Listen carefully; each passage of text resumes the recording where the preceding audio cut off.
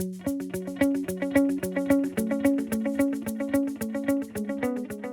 right, today's subject is medical. In recent months, I've had the opportunity to do a couple of medical training classes with Ditch Medicine and Talent Defense. Uncle Hugh, Hugh Coffey, we just know him as Uncle Hugh. Man, Uncle Hugh is one of those people that the good Lord Almighty said, you, sir, are going to be the hands of the Holy Spirit. Hugh has an encyclopedic mind when it comes to ditch medicine. And guys, that's not just some little fuzzy term that he came up with for his business name. Ditch medicine, it's the real deal.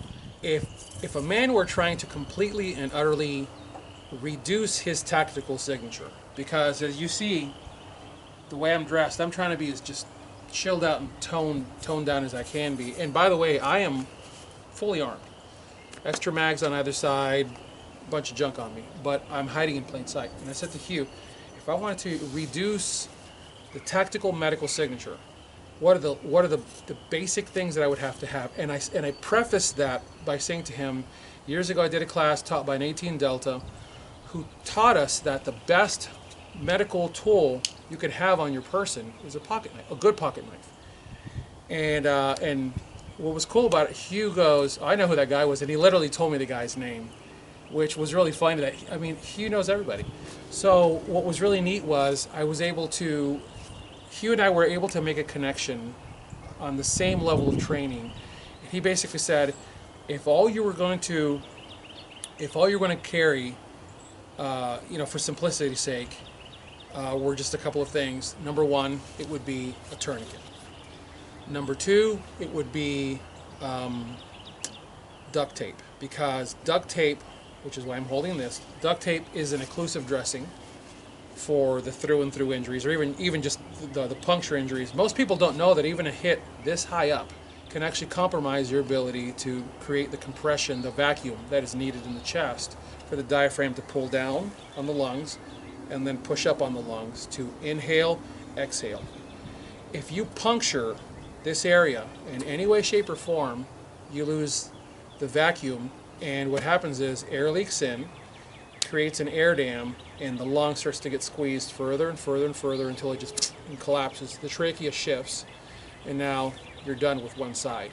And you are well on your way to causing issues, because if you start squeezing the pericardium, but that's a discussion for another day. So anyways, I want to simplify what I carry because I've just got too much junk in my bag. He said tourniquet, duct tape, and of course the pocket knife is a standard because I've always got a knife on me. With that in mind, I did my medical very simply.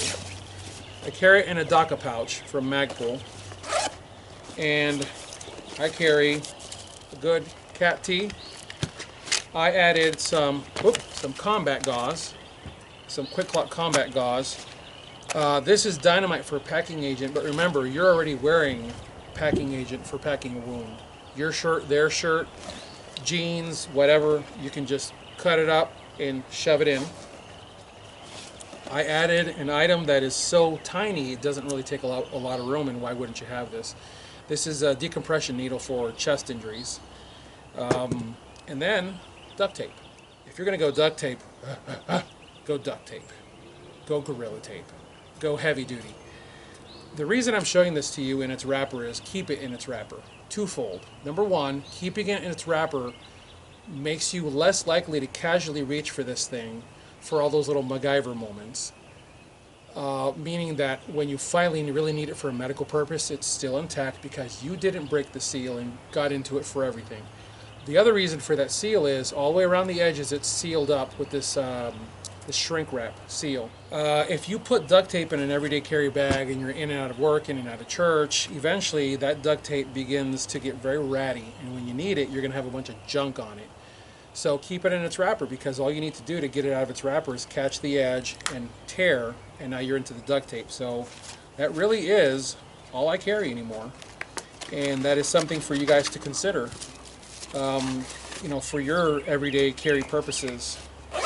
A DACA pouch, it's not waterproof, it's water resistant. So it's something for you guys to think about carrying medical devices that are going to help you survive the fight. Because remember, if you get hurt and you can't tend to your injury, a really life-threatening injury, within seconds. You're gonna go from compensated shock to uncompensated shock to irreversible shock, and you're done. And if you're out of the fight, man, you can't help anybody else. So have the tools with you that help you get out of the fight and be able to stay on your feet and help other people. As always, I thank you guys for watching. God bless you all. Get those guns out in practice. Have a good one.